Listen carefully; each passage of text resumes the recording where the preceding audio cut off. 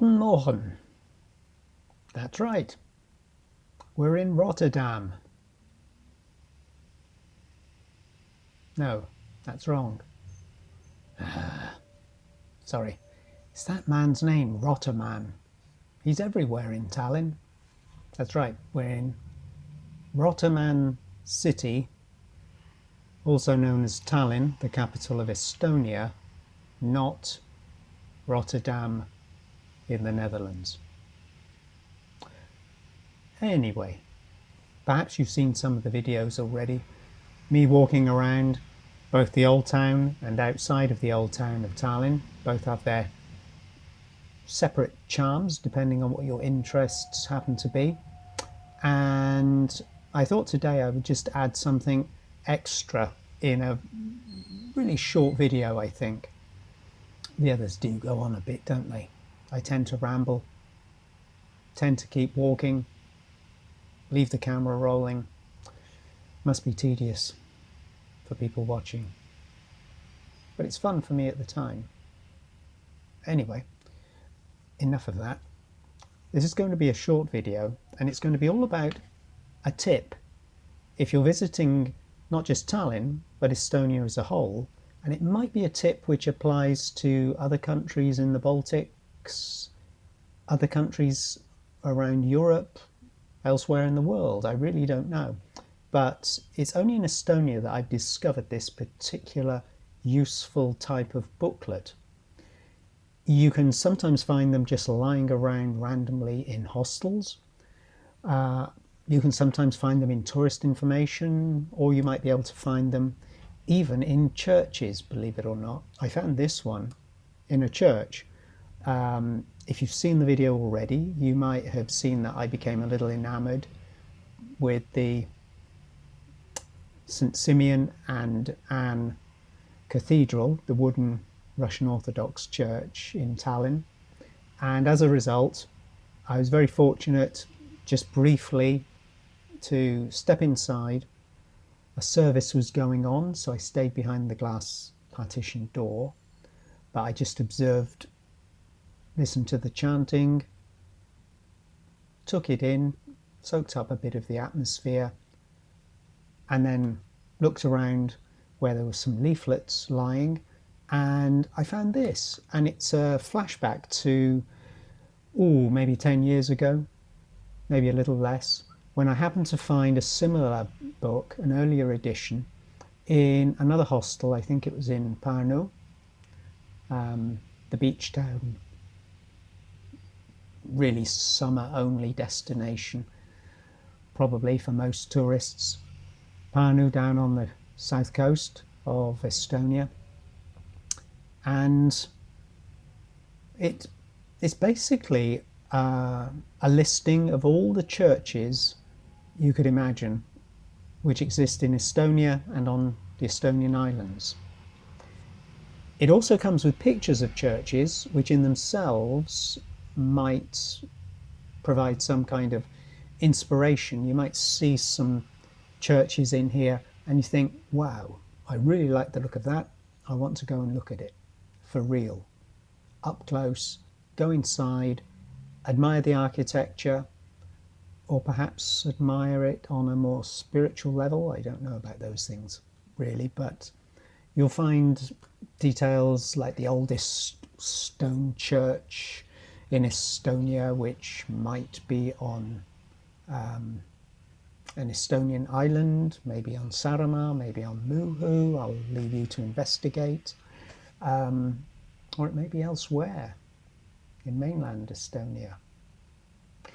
Anyway, what's really useful, I think, for budget travellers and cheap guys like me is alternative accommodation. And you might not think of churches as being places of accommodation, but they do in some cases provide campground space if you've got your own tent. And they also in some cases provide what was very useful for me, basically a room to rent in a church building, usually adjacent to the church.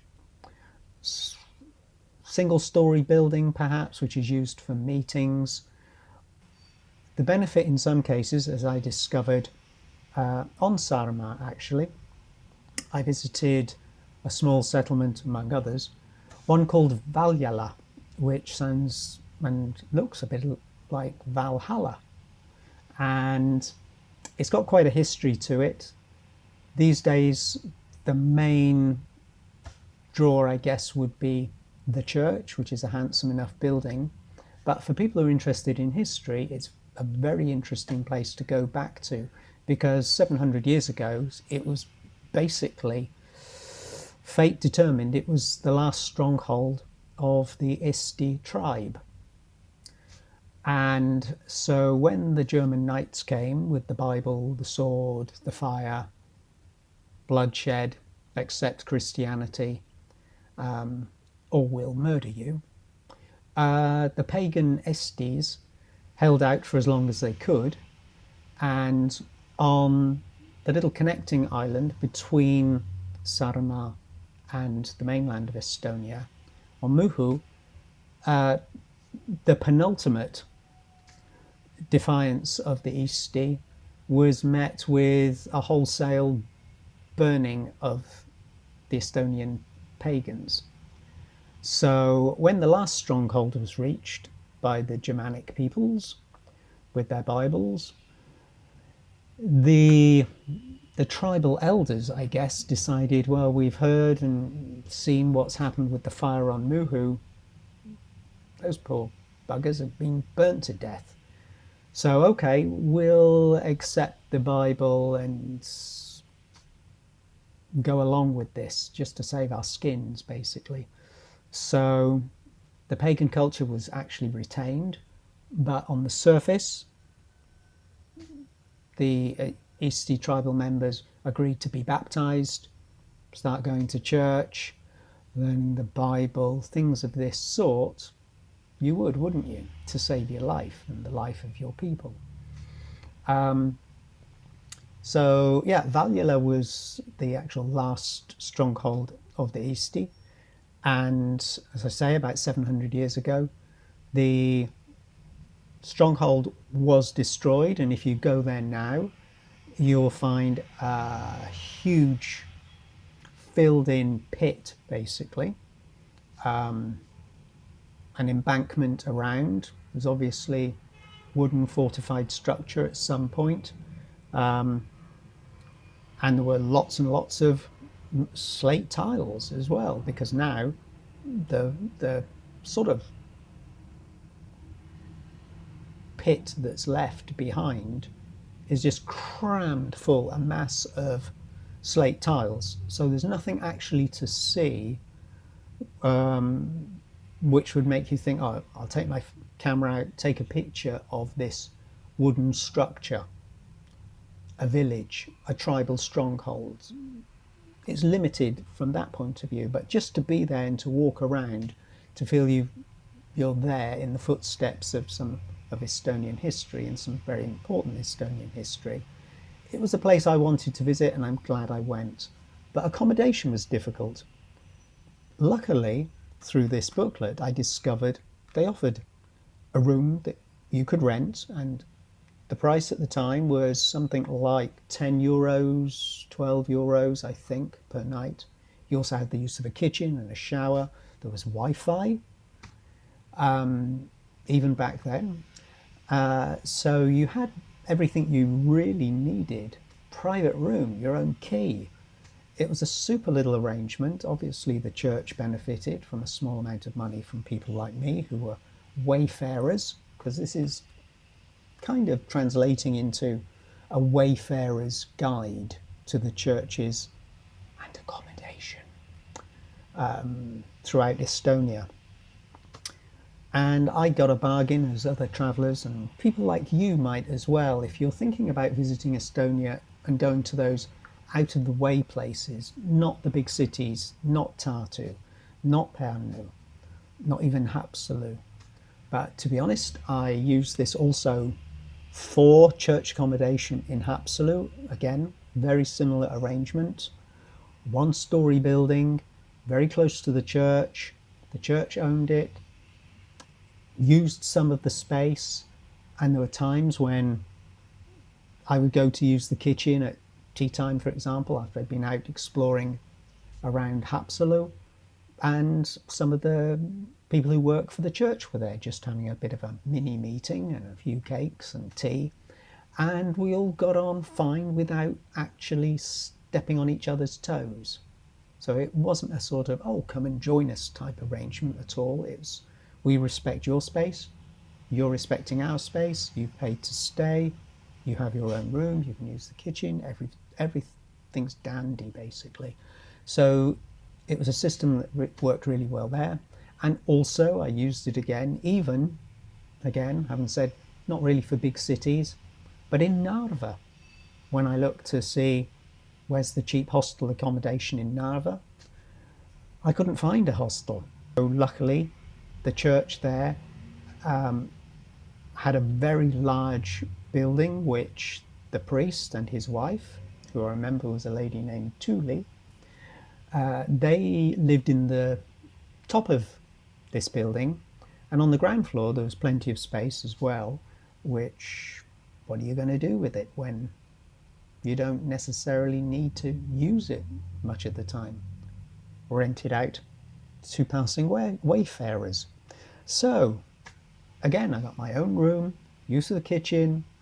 It was basically, I had the whole of the bottom area of the house to myself. Super nice people, as I met in Valjala, in Haapsalu, and in Narva. Really accommodating, and it was a perfect arrangement. And you may well find, if you're interested in looking around some of the smaller towns, that again the accommodation is the problem. There may be some expensive hotel, there may not be any hotel, there may not be a campground, there may not be a hostel. Very likely you will come across these problems. So if you want to put a tent in a designated space, and also perhaps get those facilities that are useful, like the use of a kitchen, a fridge, somewhere to cook, somewhere to get a hot shower, a little sitting room perhaps. This booklet will steer you in the right direction. You'll be able to see more of Estonia, definitely stay within budget, and it would be accommodation which I personally recommend, as I've used this system on 3 occasions myself. I'll give you a quick glimpse inside the booklet, so you see what I mean. See what I mean there.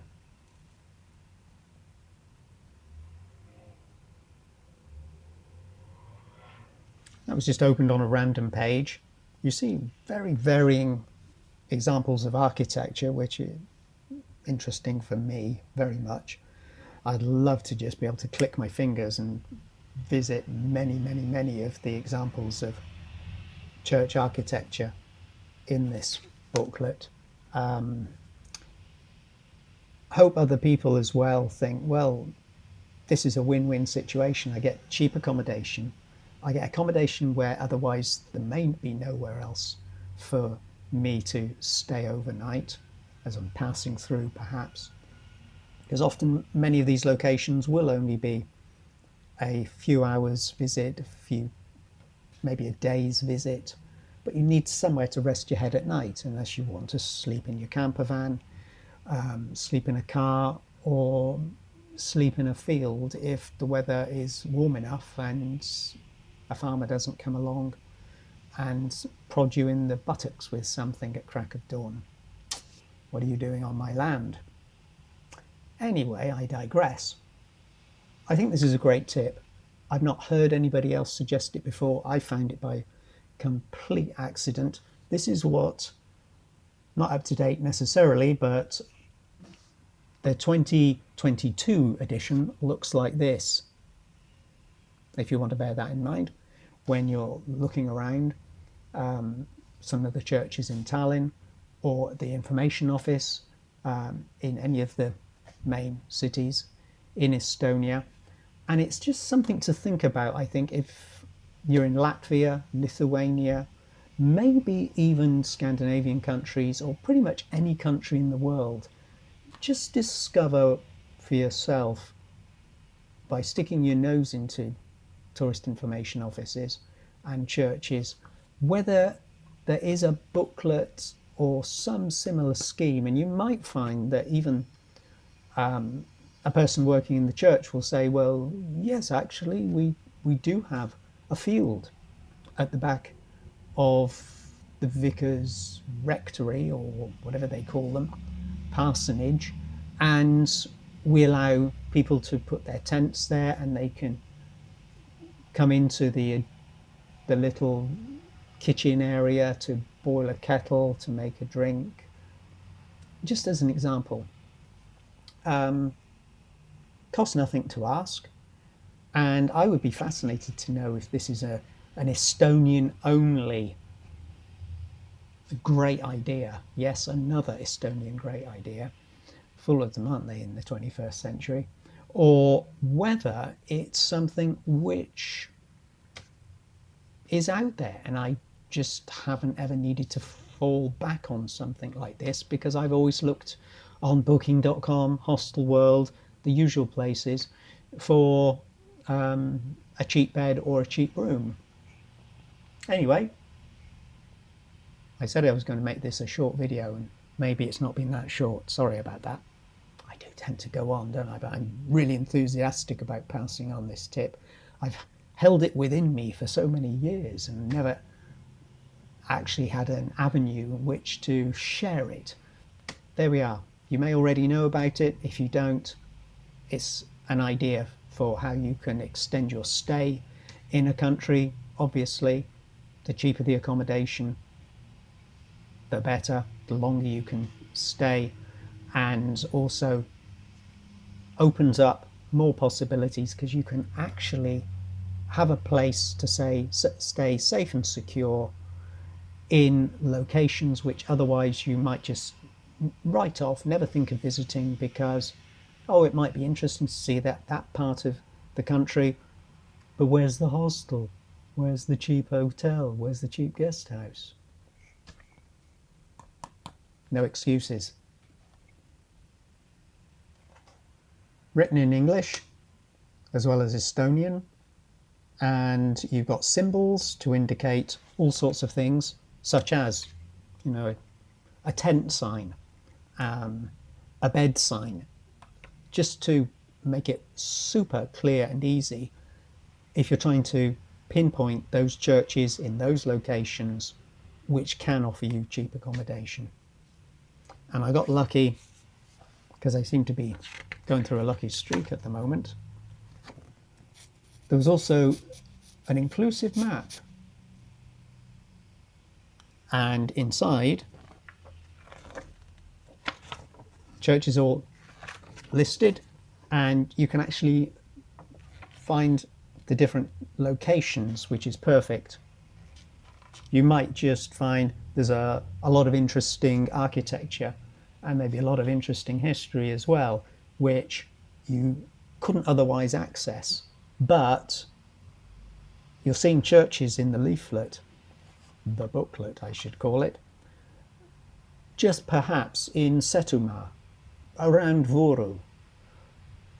No cheap accommodation, but all these interesting looking church buildings, the history, the Setu people's culture, which is a little bit separate from the standard Estonian culture.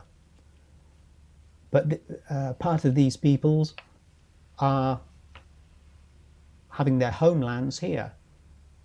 2/3, 3/4, their homelands being divided by modern day borders, and they're now in modern day Russia. But there's a Setu community down here. No excuse not to visit now, eh? There's no hostel. Don't always need a hostel. Sometimes you can take advantage of other opportunities. And I'm not trying to promote any particular area or town or region or culture, but I'm sure the same argument can be made for many places all around Estonia and the islands.